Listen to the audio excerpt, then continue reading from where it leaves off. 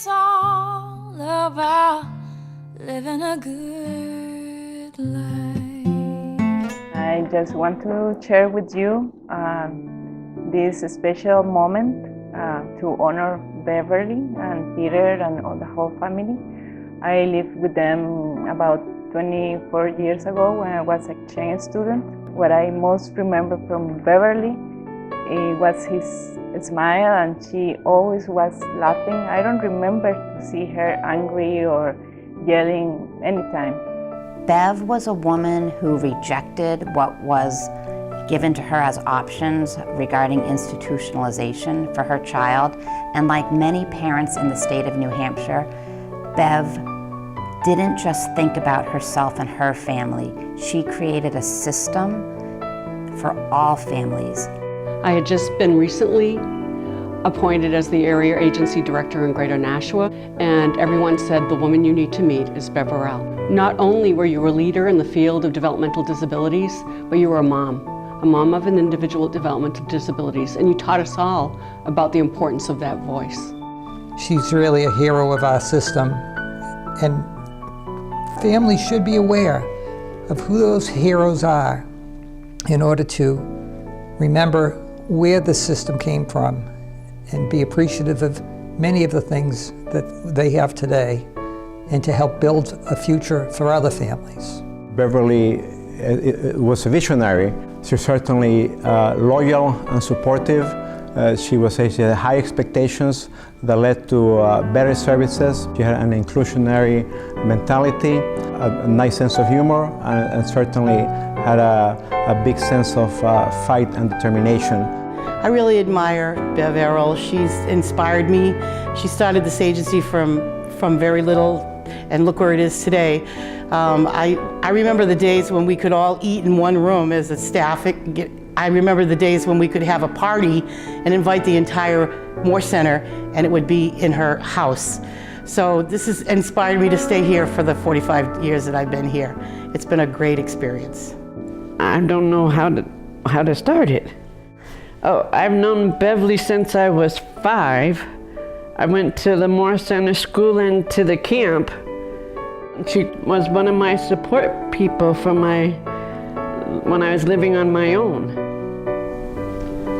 What kind of support did you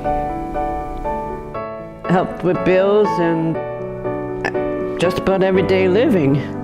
We used to do girls' night out and stuff. A bunch of us got together and went out for dinner. And actually, I even spent one Easter at her house. It was fun. And I hate to say it, but I missed that lady. Even though she's gone now, up to heaven. Was she important? Yes, very important for me. She was a good lady. I knew Beverly for about maybe 20 years. I worked with her niece, Kathleen, and we used to go out and do fun things with Kathleen. We used to go have lunches with her. She was a very good advocate for her niece. I can't say how much she did for the Moore Center and how much we appreciated her. I know families really appreciated all that she done for them and helped build the Moore Center to what it is today. What I remember is Beverly walking into the room and her smile. And I thought, wow, she really, really lights up her room when she walks in. Of course, the tagline for the Moore Center is creating opportunities for a good life for the individuals we serve.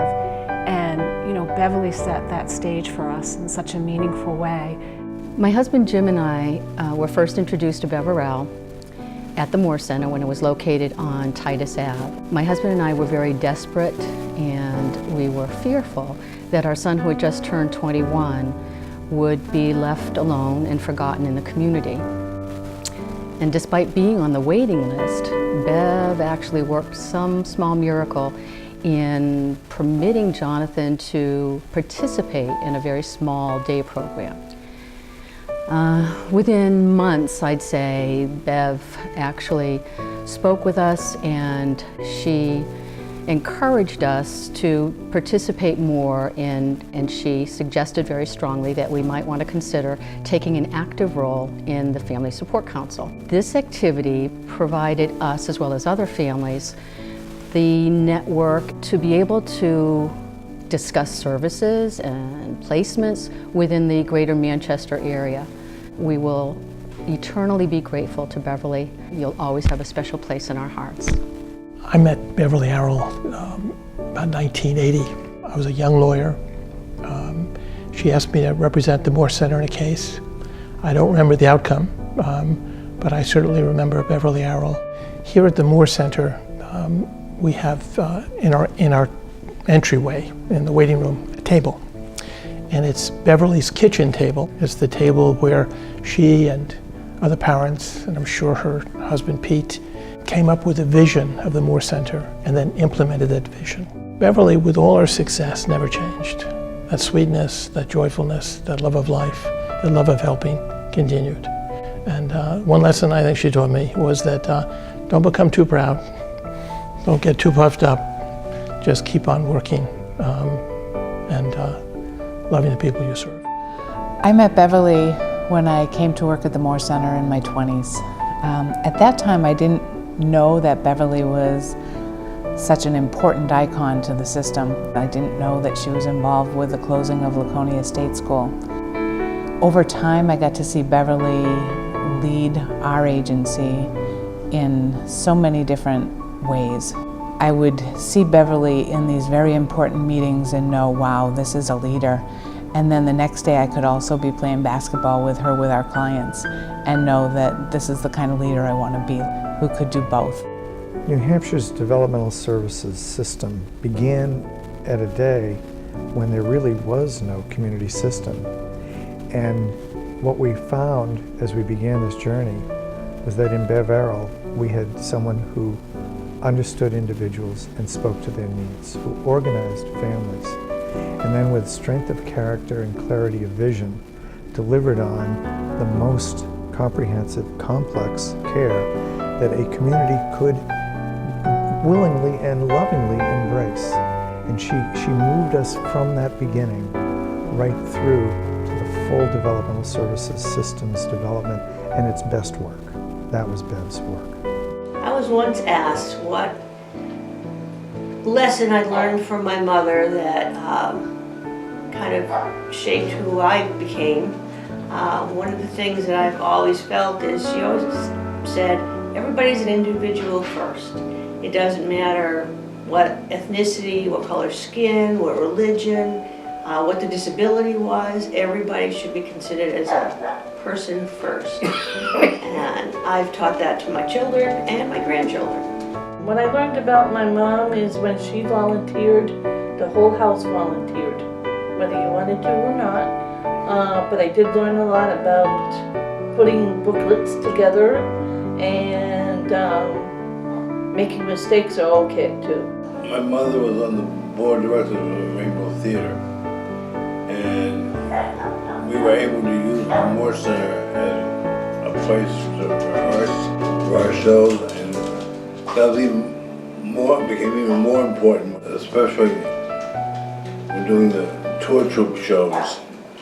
That's one thing that the people in Rainbow always appreciated about my mom, about letting Rainbow use the Moore Center for our rehearsals while she was the CEO. I can remember sitting with Beverly on my first day at the Moore Center, not having a clue how to be a CEO, and she just said, Paul, I'm really happy that you're here, and I know that you'll do a good job taking care of something that's been her life's work. And I knew then that the Moore Center was more than just a job for Beverly. It was more than just an organization that she felt passionate about. I think the Moore Center was almost like a kid to her. And the fact that she started this at her kitchen table, this organization at her kitchen table, and it became the organization that it is today is a remarkable accomplishment. And I have nothing but the greatest respect for what Beverly did and the greatest respect for who she was, and love for her and the Moore Center. She was a force to be reckoned with.